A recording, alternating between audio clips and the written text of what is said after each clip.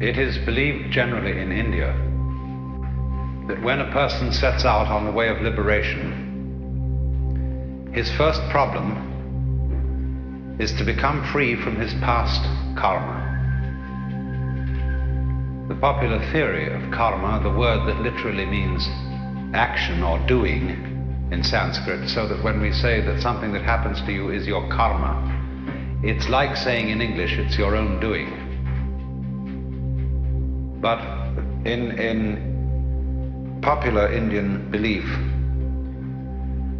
karma is a sort of built-in moral law, or a law of retribution, such that all the bad things you do and all the good things you do have consequences which you have to inherit. And so long as karmic energy remains stored up, you have to work it out. And what the sage endeavors to do is a kind of action which in Sanskrit is called nishkama karma. Nishkama means without passion or without attachment, karma, action. And so whatever action he does, he renounces the fruits of the action, so that he acts in a way that doesn't generate future karma, because future karma continues you in the wheel of becoming, samsara, the round, and keeps you being reincarnated. Now then, in that case, when the time comes that you start to get out of the chain of karma, all the creditors that you have start presenting themselves for payment.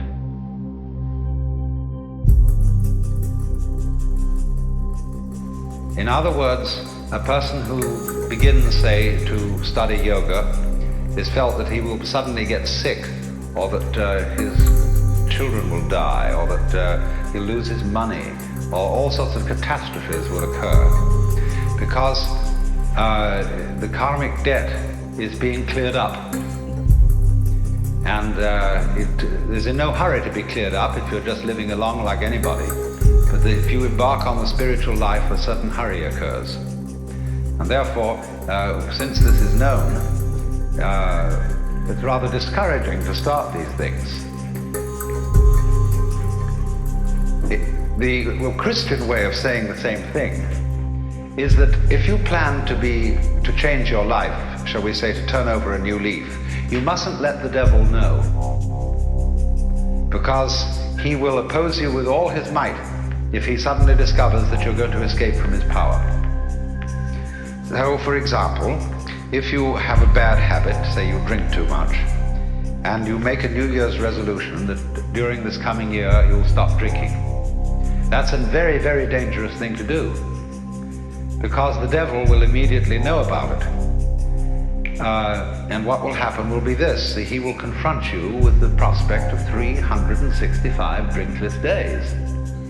And that will be awful, just overwhelming. And you won't be able to make much more than 3 days on the wagon.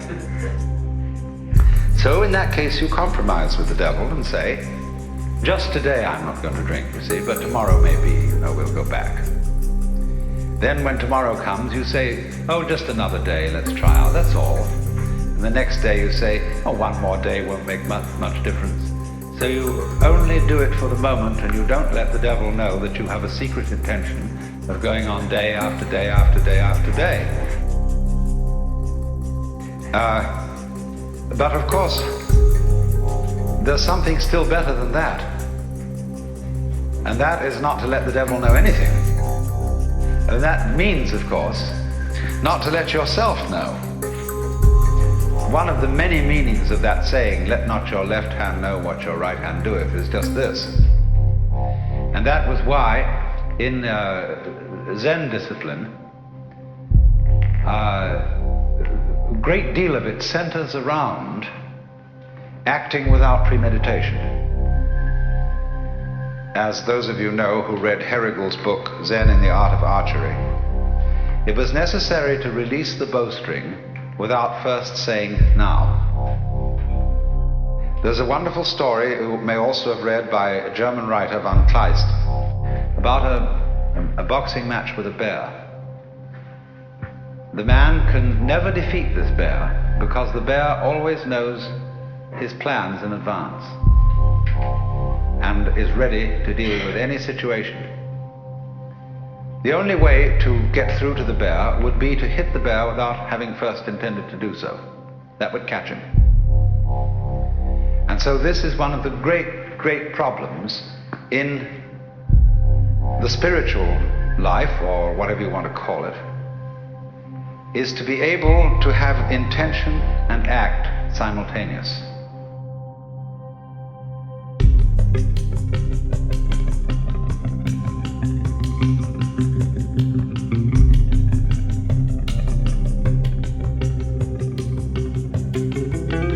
By this means, you escape karma and you escape the devil.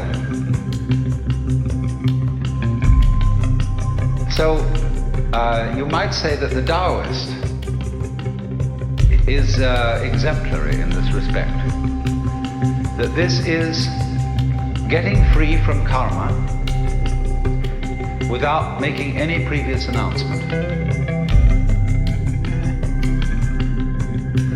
of simply, supposing we have a train and we want to unload the train of its freight cars. You can go to the back end and you can unload them one by one and shunt them into the siding. But the simplest of all ways of unloading is to uncouple between the engine and the first car, and that gets rid of the whole bunch at once. And it is in that sort of way, you see, that the Taoist gets rid of karma without challenging it. And so it has the reputation, you see, of being the easy way. There are all kinds of yogas and ways for people who want to be difficult. And one of the great gambits of a man like Gurdjieff was to make it all seem as difficult as possible, because that challenged the vanity of his students. If some teacher, some guru says, really, this isn't difficult at all, it's perfectly easy, some people will say, oh, he's not really the real thing. We want something tough and difficult at that. When we see somebody starts out giving you a discipline that's very, very weird and rigid, people think, now there is the thing. That man means business. See?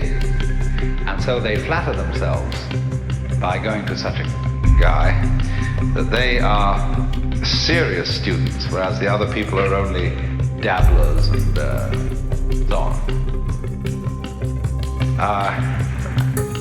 All right, if you have to do it that way, that's the way you have to do it. But the Taoist is the kind of person who shows you the shortcut and shows you how to do it by intelligence rather than effort, because that's what it is. Taoism is in that sense what everybody's looking for. The easy way in, the shortcut, using cleverness instead of muscle. So the question naturally arises, isn't it cheating? When in any game somebody really starts using his intelligence, he will very likely be accused of cheating. And to draw the line between skill and cheating is a very difficult thing to do. You see, the inferior intelligence will always accuse a superior intelligence of cheating. That's its way of saving face. You beat me by means that weren't fair. We were originally having a contest to find out who had the strongest muscles. And you know, we were pushing against it like this. And this would prove who had the strongest muscles. But then you introduce some gimmick into it, some judo trick or something like that, you see, and you're not playing fair. So in the whole domain of ways of liberation, there are routes for the stupid people and routes for the intelligent people, and the latter are faster. This was perfectly clearly explained by Huineng, the sixth patriarch of Zen in China, in his sutra, where he says the difference between the gradual school and the sudden school is they both arrive at the same point, but the gradual is for slow-witted people and the sudden is for fast-witted people. Can you, in other words, find a way that sees into your own nature, that sees into the Tao immediately? And at the end of this morning's talk, I pointed out to you the immediate way, the way through now. When you know that this moment is the Tao, and this moment is considered by itself, without past and without future, eternal, neither coming into being nor going out of being, there is nirvana.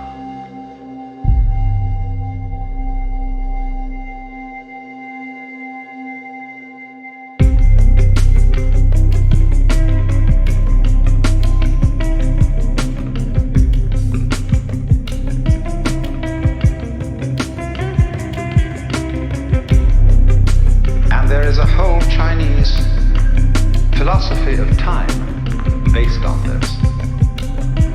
It hasn't, to my knowledge, been very much discussed by Taoist writers. It's been more discussed by Buddhist writers, but it's all based on the same thing. Dogen, the great 13th century Japanese Zen Buddhist, studied in China, and he wrote a book called Shobo Genzo. A Roshi recently said to me in Japan, that's a terrible book, because it tells you everything. It gives the whole secret away. And in the course of this book, he says,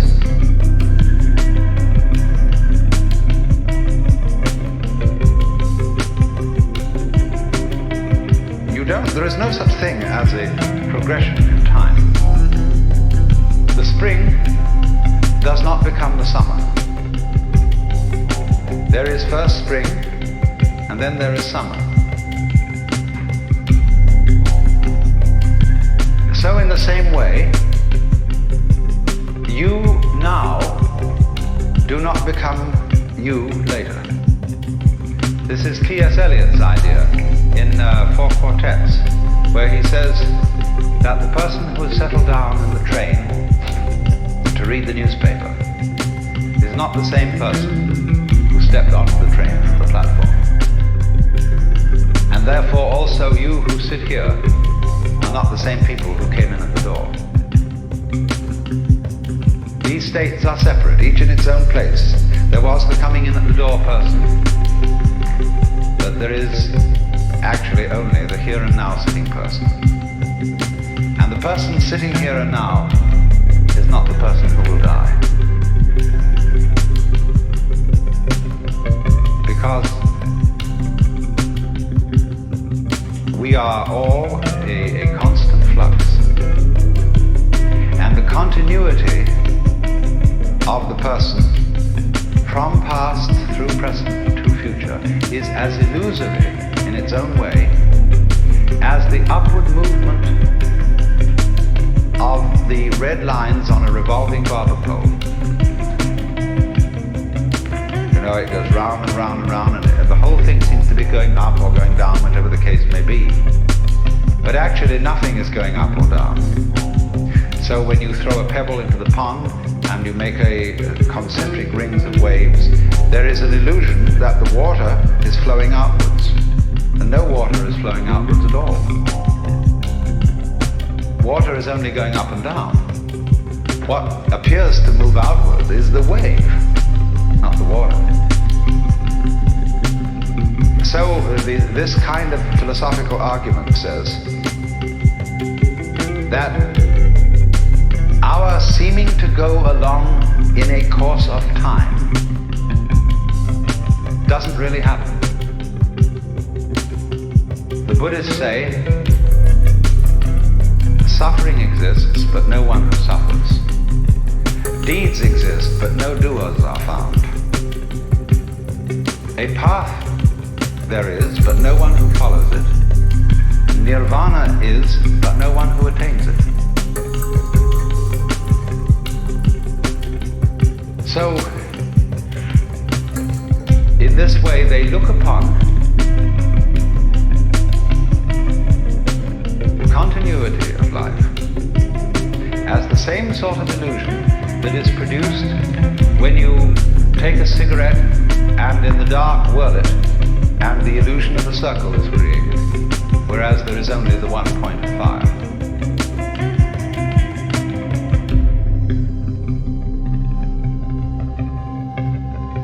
The argument then is, so long as you're in the present, there aren't any problems. The problems exist only when you allow presence to amalgamate. There's a way of putting this in Chinese, which is rather interesting. They have a very interesting sign. This. It's pronounced Nyan. Japanese Nen. And the top part of the character means now, and the bottom part means the mind heart, the Shin. And so this is, as it were, an instant of thought. In Sanskrit, they use it. They use this character as the equivalent for the Sanskrit word shana. Then, if you double this character, put it twice, or 3 times, and I'll write the Chinese for ditto.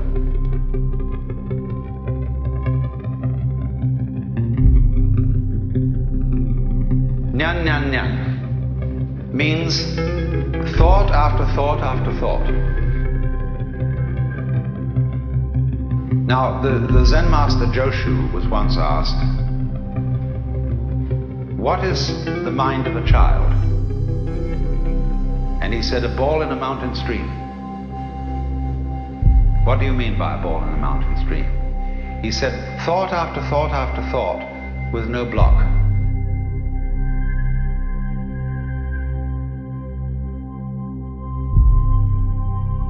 So, he was using, of course, the mind of the child as the innocent mind, the mind of a person who's enlightened. One thought follows another without hesitation. The thought arises, it doesn't wait to arise. As when you clap your hands, the sound issues without hesitation.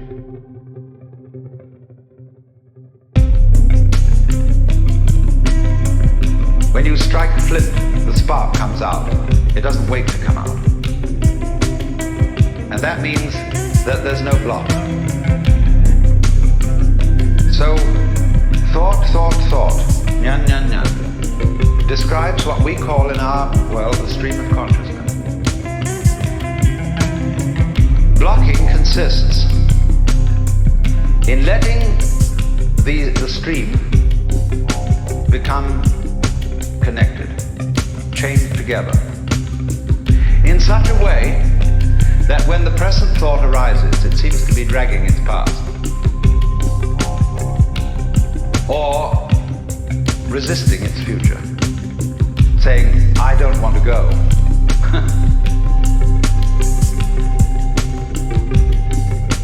When then the connection,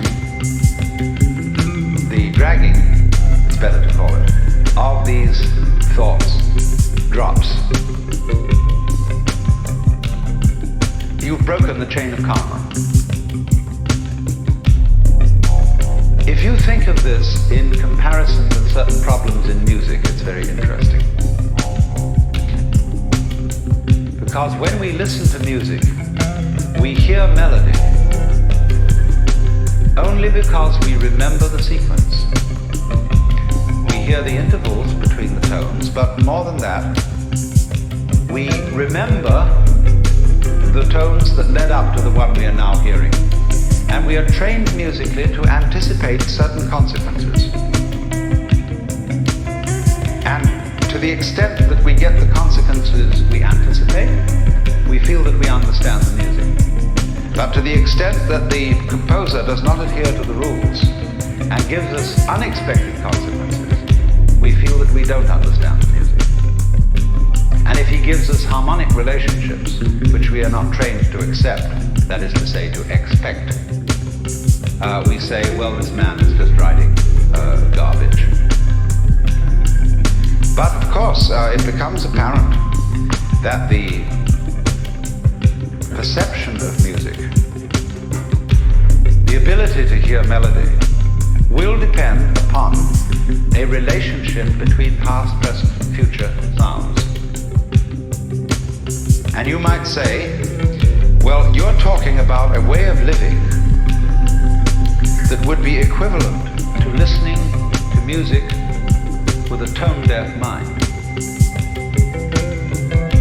So that you would eliminate the melody and have only noise. And so in your Taoist way of life, you would eliminate all meaning and have only senseless present moments.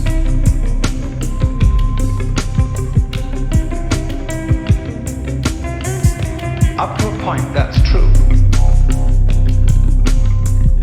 That is, in a way, what Buddhists and also mean by seeing things in their suchness.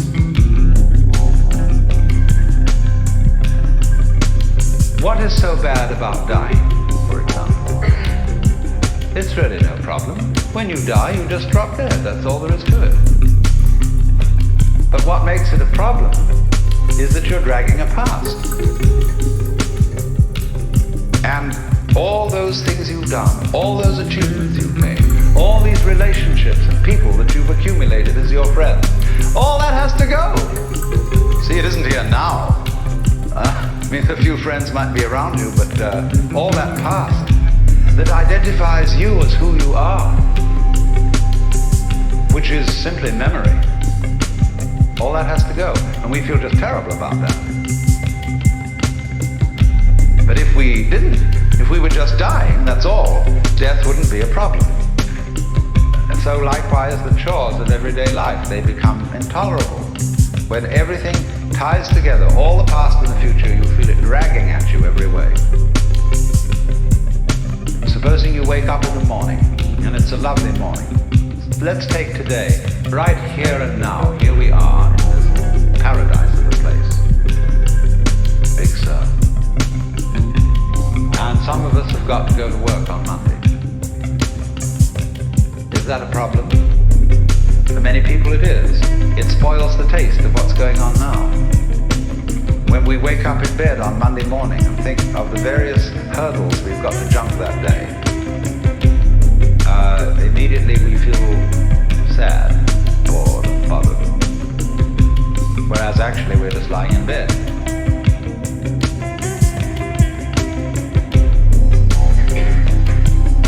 So the Taoist trick says, simply live now and there will be no problems. That's the meaning of the Zen saying, when you are hungry, eat. When you are tired, sleep. When you walk, walk. When you sit, sit. Rinzai, the great Tang Dynasty master, said, in the practice of Buddhism, there is no place for using effort. Sleep when you're tired, move your bowels, eat when you're hungry. That's all. The ignorant will laugh at me, but the wise will understand.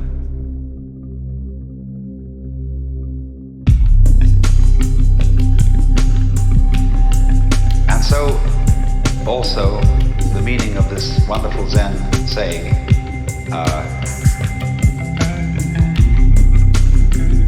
day, that's the characters of the sun, day, that is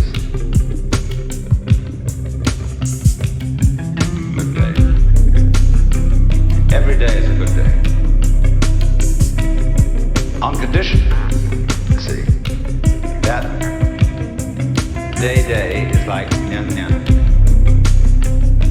They come one after another, and yet there's only this one. You don't link them. This, as I intimated just a moment ago, seems to be an atomization of life. Things just do what they do. The flower goes poof, and people go this way, go that way, and so on, and that's what's happening.